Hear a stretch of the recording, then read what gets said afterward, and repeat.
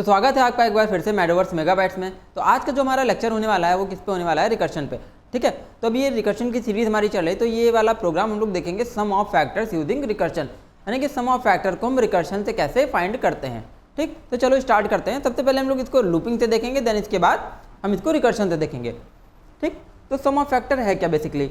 ठीक है, तो यहाँ पे जो प्रोग्राम बना हुआ है मैंने प्रोग्राम बना रखा है सम ऑफ फैक्टर यूजिंग रिकर्शन। तो सम ऑफ फैक्टर है क्या वो देख लेते हैं सबसे पहले।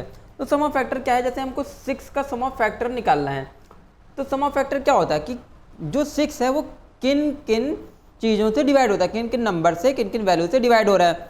ठीक, तो एक चीज़ ये हो गई।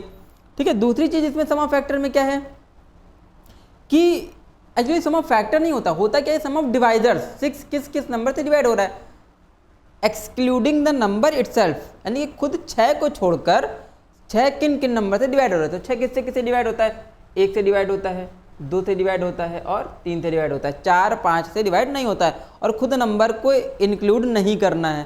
ठीक, तो 3 फैक्टर आ गए इसके, 1 2 और 3, इनको जोड़ देंगे तो क्या आंसर आ जाएगा 6।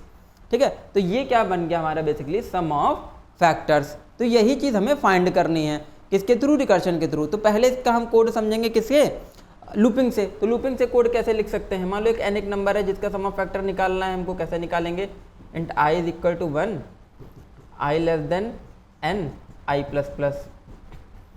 ठीक, इफ की कंडीशन लगा देंगे n mod i is equal to 0, तो क्या लिख देंगे सम इज इक्वल टू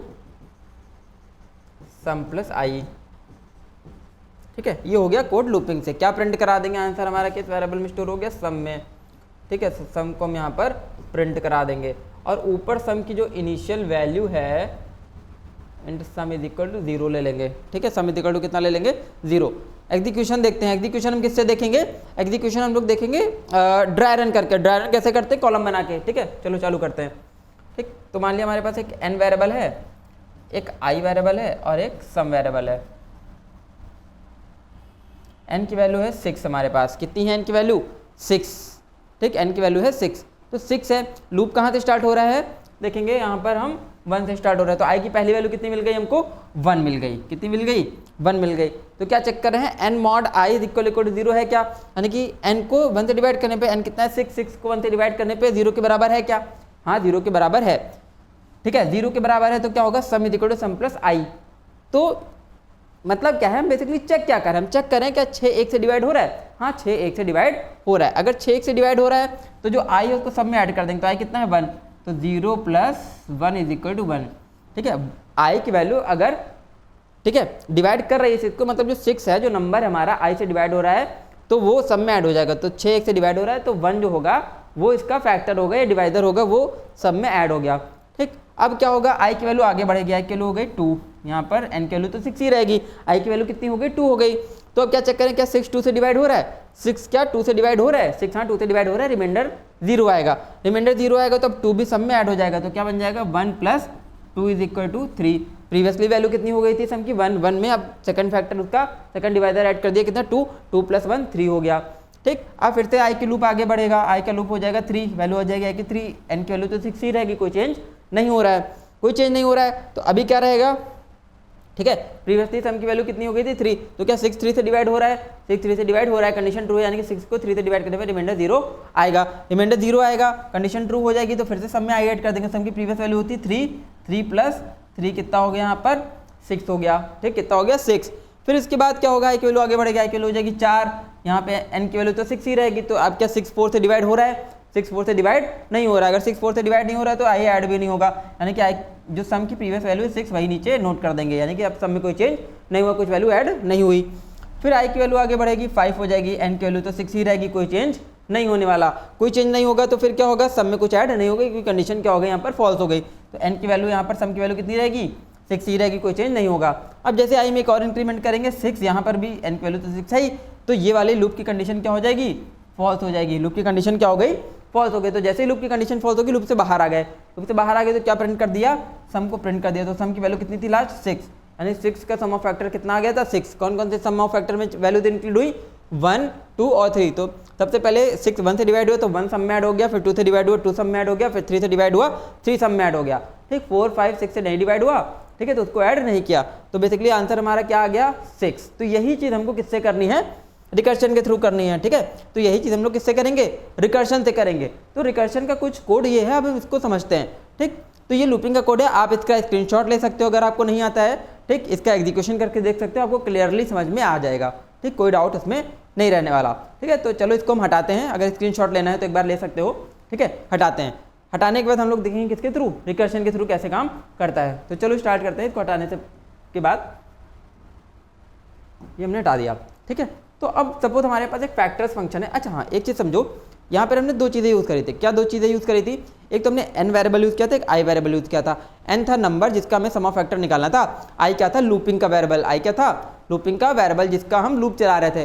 तो यहाँ आर्ग्यूमेंट में जो भी हम सम ऑफ फैक्टर का क्वेश्चन बना रहे हैं, ठीक है, फंक्शन बनाएंगे, उसमें दो चीज़ें रहनी जरूरी हैं। कौन सी दो चीज़ें रहनी जरूरी हैं, एक तो n नंबर और i उसका जहाँ जिससे हम लूपिंग चलाएंगे। तो सपोज n की वैल्यू हमने 6 मान ली और i का लूप कहाँ से स्टार्ट होगा, कहाँ से हमने फॉर का लूप स्टार्ट किया था 1 से, तो इसमें भी i का जो वैल्यू होगी डिफॉल्ट वैल्यू क्या ले लेंगे, 1 ले लेंगे। तो सपोज हमने फंक्शन किससे कॉल कर लिया, फंक्शन हमने फैक्टर्स फंक्शन कॉल कर लिया, ठीक है, किससे कॉल कर लिया 6,1 से, 6,1 से। तो i की जो डिफॉल्ट वैल्यू है, i की जो वैल्यू हमने 1 ली है, तो जब भी फंक्शन कॉल करेंगे इसकी i की जगह हम हमेशा क्या पास कर देंगे, ठीक, i की जगह हमेशा 1 ही पास करेंगे। यहाँ पे यूजर इनपुट नहीं लेना है, i की डिफॉल्ट वैल्यू हमेशा क्या रहेगी 1। यानी कि जो नंबर है उसको कहाँ से हम चेक कराना स्टार्ट कर रहे हैं कि डिवाइड है कि नहीं, यहाँ हम 1 से स्टार्ट कर रहे हैं, हमेशा 1 से ही डिवाइड करके स्टार्ट करेंगे, ठीक है। तो 1 से ही उसके फैक्टर हम काउंट करना स्टार्ट करेंगे, सम करना स्टार्ट करेंगे। तो यहाँ पे हमेशा जो i की वैल्यू रहेगी डिफॉल्ट वैल्यू क्या रहेगी, 1 ही रहेगी, यहाँ पे कभी चेंज नहीं होगा। यहाँ पर जो हम वेरिएबल पास करेंगे वो हमेशा क्या रहेगा, यूजर इनपुट, यानी कि जो वैल्यू यूजर इनपुट करेगा वहाँ से ये कैलकुलेट करना स्टार्ट करेगा, उसको उसी नंबर के सम ऑफ फैक्टर निकालना स्टार्ट करेगा, ठीक है। तो यहाँ पे हमने n की यूजर इनपुट क्या ले ली 6 वैल्यू, सपोज 6 के हमें सम ऑफ फैक्टर निकालना है, i की डिफॉल्ट वैल्यू हमने क्या ले ली 1 ले ली, ठीक है। चलो चालू करते हैं एग्जीक्यूशन। तो सबसे पहली कंडीशन हम लोग क्या चेक कर लेंगे यहाँ पर, क्या i लेस देन n है, तो i लेस देन n है क्या, तो i और n के हम क्या बना लेते हैं, कॉलम बना लेते हैं, ठीक है। i n का कॉलम बना लेंगे, यहाँ पर यहाँ बना लेते हैं इस तरफ n और i, n और i दो कॉलम बना लिए। तो n की वैल्यू कितनी है 6, i की वैल्यू कितनी है 1, ठीक है। तो i लेस देन n है क्या, हाँ i लेस देन n है, कंडीशन ट्रू है, i n से छोटा है, तो i n से छोटा है, ऑब्वियसली छोटा है। फिर क्या चेक करें, क्या n mod i equal to 0 है, n mod i equal to 0 है क्या, तो क्या 6 1 से डिविजिबल है क्या, 6 1 से डिविजिबल है, कंडीशन ट्रू है, यानी कि 6 को 1 से डिवाइड करने पे रिमाइंडर 0 आएगा, रिमाइंडर 0 आएगा। तो क्या स्टेटमेंट बन रही है, कंडीशन ट्रू है। तो i plus factors n comma i plus 1, इसका मतलब क्या हुआ, यानी कि फंक्शन फिर से कॉल हो गया, किससे कॉल हो गया, i की वैल्यू थी 1, 1 प्लस फैक्टर्स किससे कॉल हो गया 6 i प्लस 1, यानी कि 2 से कॉल हो गया। यानी कि i की वैल्यू हमेशा हम अपडेट करके फंक्शन कॉल करेंगे। जो फंक्शन कॉल हुआ i में एक वैल्यू बढ़ा के कॉल हुआ, क्योंकि हमने वहाँ पर भी फॉर का लूप चलाया था, फॉर में i की वैल्यू पहले 1 2 3 4 एक एक करके बढ़ रही थी। तो यहाँ पे जो रिकर्शन में भी फंक्शन कॉलिंग होगी उसमें भी i की वैल्यू जो होगी हमेशा क्या होती रहेगी, अपडेट होती रहेगी। तो i की वैल्यू बढ़ा के यानी कि 2 से फंक्शन कॉल कर लेंगे, फिर से चेक करेगा। अब यहाँ पर i की वैल्यू तो 2 हो गई और 6 की n की वैल्यू क्या रही 6, i की वैल्यू 2 हो गई, फिर से कंडीशन चेक करेगा क्या i लेस देन n है, तो हाँ i लेस देन n है, कंडीशन ट्रू है, कोई इशू नहीं है, कंडीशन ट्रू है, कंडीशन ट्रू है। फिर से क्या चेक करेंगे, n mod i equal to 0 है क्या, यानी कि 6 mod 2, 6 2 से डिवाइड होगा, रिमाइंडर 0 आएगा, हाँ 0 आएगा। तो अभी क्या कर लेंगे, इसको एक्सपेंड करके कॉल करेंगे, कैसे कॉल करेंगे, i plus factors n comma i plus 1, ठीक। तो अभी i की वैल्यू कितनी है 2, यानी कि 1 ऐड हो गया, उसमें कितना ऐड हो गया 2 भी ऐड हो गया, प्लस फैक्टर्स कॉल हो गया, किससे फैक्टर्स कॉल हो गया 6,3 से, यानी कि अब i की वैल्यू 3 हो गई, n की वैल्यू 6 ही रही, ठीक है। अभी फिर से क्या चेक कर लेंगे, यहाँ पर आ गया, फिर से कॉलिंग आ गई, यहाँ से फिर से रिडायरेक्ट हुआ, फिर से कॉलिंग हो गई, किससे कॉलिंग हो गई 3 और 6 से। तो क्या चेक करें 3 लेस देन 6 है, हाँ 3 लेस देन 6 है, क्या यहाँ पर बन जाएगा n mod बाय i, यानी कि 6 को 3 से डिवाइड करने पे क्या रिमाइंडर 0 आएगा, हाँ 6 को 3 से डिवाइड करने पे रिमाइंडर 0 आएगा। फिर से उसमें क्या ऐड हो जाएगा i प्लस, यानी कि 3 प्लस और n कॉमा i प्लस 1 से फंक्शन कॉल हो जाएगा। तो क्या स्टेटमेंट बनी 1 प्लस 2 प्लस 3 प्लस फैक्टर्स 6,4 से i की वैल्यू हमने एक और बढ़ा दी, ठीक, 6,4 से फंक्शन कॉल हो गया, ठीक है। तो अब i की वैल्यू कितनी हो गई 4, n की वैल्यू तो 6 ही रहेगी, कोई चेंज नहीं हुआ, ठीक है। तो 4 से फंक्शन कॉल कर लेंगे, क्या चेक कर लेंगे, क्या 4 n से छोटा है, 4 क्या 6 से छोटा है, हाँ छोटा है, फिर क्या चेक करें, क्या 6 को 4 से डिवाइड करने में रिमाइंडर 0 आएगा, तो 6 को 4 से डिवाइड करने में रिमाइंडर 0 नहीं आएगा, कंडीशन फॉल्स होगी। कंडीशन फॉल्स होगी तो कहाँ से रिडायरेक्ट हो गया, ये एल्स में चला गया। ठीक है, इफ की कंडीशन फॉल्स होगी तो इफ का स्टेटमेंट तो एग्जीक्यूट नहीं होगा, कहाँ चला जाएगा, एल्स के अंदर, एल्स का स्टेटमेंट एग्जीक्यूट करेगा। तो एल्स में क्या लिखा है, sum is equal two factors n comma i plus 1, यानी कि अब इसको ऐड नहीं किया, डायरेक्टली उसने दूसरी वैल्यू से फंक्शन कॉल कर लिया, अपडेटेड वैल्यू से फंक्शन कॉल कर लिया। क्यों नहीं 4 को ऐड किया, 4 कैसे नहीं ऐड किया, क्योंकि 4 6 का फैक्टर नहीं था, वो खाली अपडेटेड वैल्यू से फंक्शन कॉल करता जाएगा। तो क्या लिख दिया यहाँ पे 1 प्लस 2 प्लस 3 प्लस, अब फैक्टर फंक्शन कॉल कर लेगा अपडेटेड वैल्यू से, यानी कि 6,5 से कॉल कर लेगा। जब 6,5 से कॉल किया तो यहाँ पर i की वैल्यू कितनी हो गई 5 और n की वैल्यू कितनी रही 6। ठीक, फिर से चेक कर लेंगे क्या 5 6 से छोटा है, हाँ 5 6 से छोटा है, 5 6 से छोटा है। तो अभी क्या चेक कर लेंगे 6 mod 5 इज इक्वल टू 0 है, यानी कि 6 को 5 से डिवाइड करने पे क्या रिमाइंडर 0 आएगा, रिमाइंडर 0 नहीं आएगा। कंडीशन फॉल्स हो गई, कंडीशन जब फॉल्स होगी तो फिर से कहाँ पर आ गया, फिर से i को बिना ऐड किए फिर से अपडेटेड वैल्यू से फंक्शन कॉल कर लिया। कैसे फंक्शन कॉल कर लिया, 1 प्लस 2 प्लस 3 प्लस, अभी फैक्टर्स को कॉल कर लिया किससे, 6,6 से, किससे कॉल कर लिया 6,6 से। ठीक, जब 6,6 से फंक्शन कॉल कर लिया तो फिर से फंक्शन कॉल किया, फिर से वाली कंडीशन बेस केस चेक करेगा।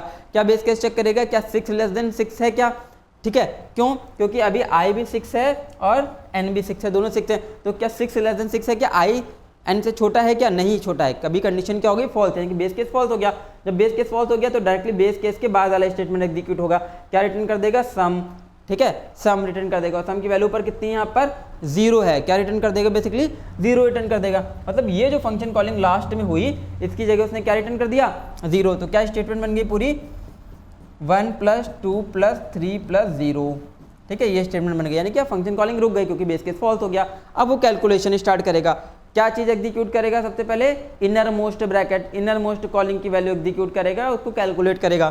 कैसे कैलकुलेट करेगा, 1 प्लस 2 प्लस, ठीक है 3 प्लस 0, सबसे पहले कैलकुलेट किया 3 आया।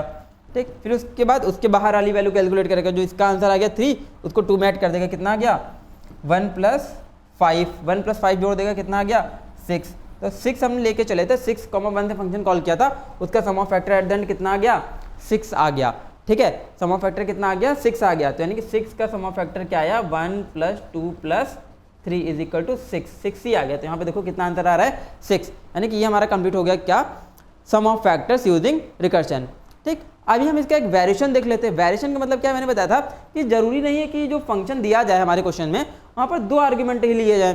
ठीक है, एक मैंने n के लिए लिया है, यानी कि नंबर के लिए जिसका सम ऑफ फैक्टर निकालना है, एक i लूप चलाने के लिए लूप चलाने के लिए लिया हुआ है। तो यहाँ पर कोई ज़रूरी नहीं है कि दोनों ही आर्गुमेंट दिए हो, कोई एक वेरिएबल पर्टिकुलर किस में दिया हो सकता है, इंस्टेंस वेरिएबल में दिया हो सकता है, या ये इंस्टेंस वेरिएबल में दिया जा सकता है, या फिर ये इंस्टेंस वेरिएबल में दिया जा सकता है। तो उस केस में हम कैसे सॉल्व करेंगे देखते हैं।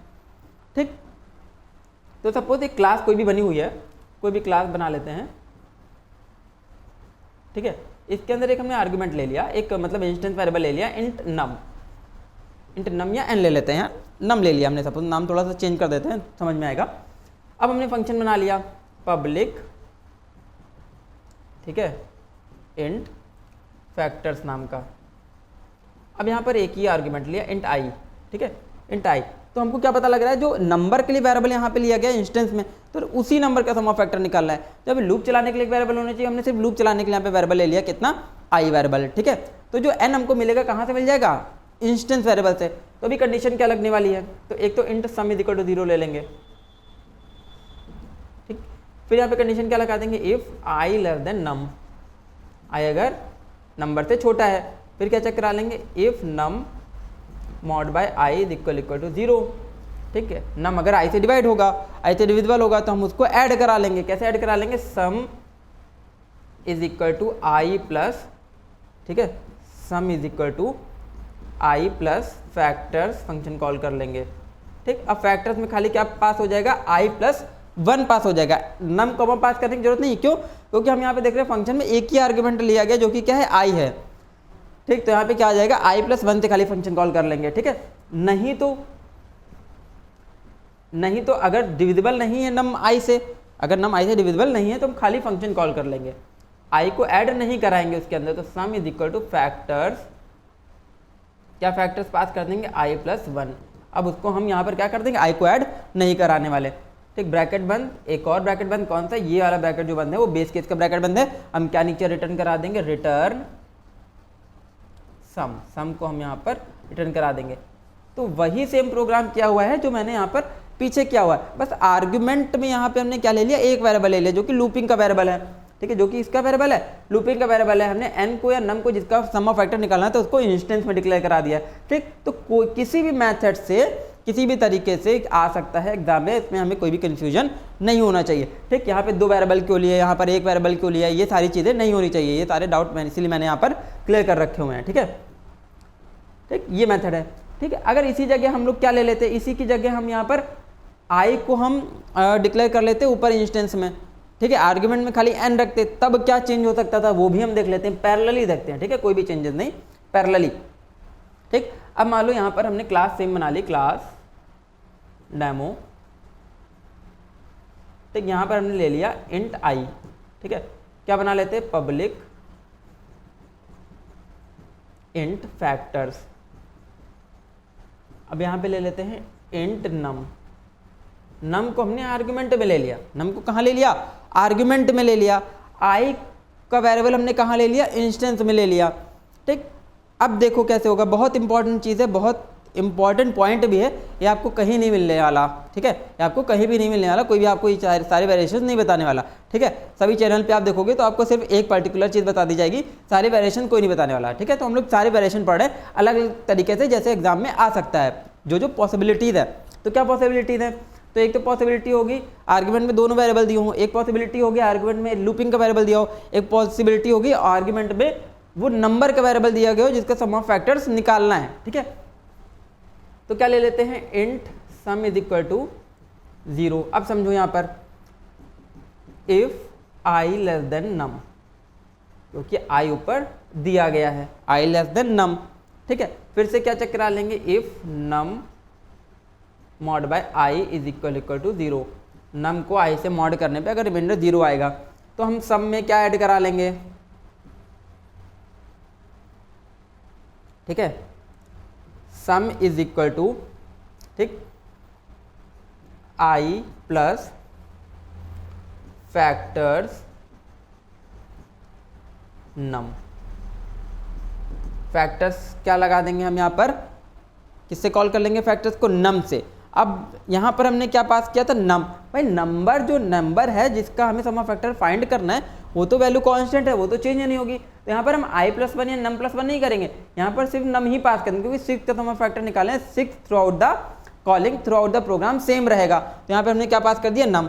अब ये कंफ्यूजन आ रहा है यहाँ पर कि हम i की वैल्यू कैसे इंक्रीज करेंगे, भैया i की वैल्यू कैसे इंक्रीज करेंगे, क्योंकि i तो ऊपर इनिशियल वैल्यू कंस्ट्रक्टर में डिफाइन करी गई होगी 1 2 या जो कुछ भी, हम i की वैल्यू कैसे यहाँ पर इंक्रीज कर रहे हैं, ठीक है। तो उसके लिए अब लॉजिक समझो, i की वैल्यू इंक्रीज कैसे होगी, ठीक है।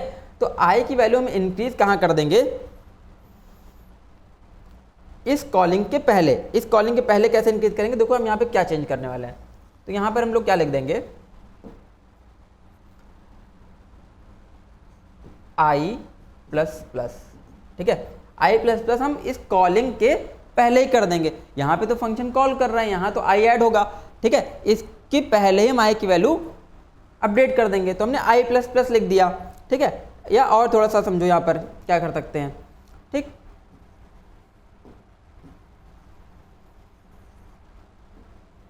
ठीक। तो या तो एक वेरिएबल ले लें, इंट कोई भी वेरिएबल ले लेते हैं, f is equal to i, जो i की वैल्यू हमने कहाँ स्टोर करा दी, f में स्टोर करा दी। अब हम यहाँ पे क्या स्टेटमेंट लिख सकते हैं, sum is equal to f plus factors num, ठीक है। num से फैक्टर्स फंक्शन कॉल कर लेंगे। अब यहाँ पे क्या बात कर दिया, f, ठीक। अब f में क्या रहा था, i की वैल्यू, हमने f में i की वैल्यू f में स्टोर करने के बाद i को क्या करा दिया, इंक्रीमेंट करा दिया, एक बढ़ा दिया वैल्यू, ठीक है। तो इनिशियल जो हमने कंस्ट्रक्टर में डिफाइन करी होगी वैल्यू कितनी डिफाइन करी होगी, 1 डिफाइन करी होगी, ठीक है, 1 डिफाइन करी होगी। तो यहाँ पर i की वैल्यू 1 हमने f में स्टोर कराई, f को यहाँ पर ऐड कर दिया, ठीक है। और जो i था f में स्टोर करने के बाद उसको जस्ट बाद ही हमने क्या कर दिया, फंक्शन कॉलिंग से ठीक पहले i की वैल्यू अपडेट करके क्या बढ़ा दी, 1 बढ़ा दी, ठीक है। इससे क्या हुआ, i की वैल्यू अपडेट होती रहेगी हर बार जितनी बार लूप चलेगा, ठीक है। Same as it is else में हम लोग क्या करेंगे, एल्स में भी यही काम करेंगे, पहले i प्लस प्लस कर देंगे, ठीक है, i में एक बढ़ा देंगे, i में एक बढ़ाने के बाद हम लोग क्या करेंगे, सम इज इक्वल टू फैक्टर्स, क्योंकि फैक्टर्स में नंबर का वेरिएबल पास है तो क्या पास कर देंगे, नम पास कर देंगे, ठीक, ब्रैकेट बंद, क्या रिटर्न करा देंगे, रिटर्न सम, ब्रैकेट बंद, ठीक है। तो इस तरीके से क्या होगा, ये थर्ड वेरिएशन है हमारा। तो ये था हमारा अगर आर्ग्यूमेंट में खाली i वेरिएबल, लूपिंग का वेरिएबल दिया गया हो, ये है अगर हमारा आर्ग्यूमेंट में सिर्फ नंबर का वेरिएबल दिया गया हो, i को हमने इंस्टेंस में लिया है, ठीक है। तो इस तरीके से मल्टीपल वेरिएशन के फॉर्म में क्वेश्चंस आ सकता है। तो ये हमारा कंप्लीट हुआ सम ऑफ फैक्टर्स यूजिंग रिकर्शन तीनों मेथड से, ठीक है। तो अगला प्रोग्राम हम लोग देखेंगे या फिर अगला टॉपिक हम लोग भी हमारा क्या रहेगा, रिकर्शन का ही रहेगा। तो तब तक के लिए बने रहिए हमारे साथ, स्टे ट्यून्ड गाइस।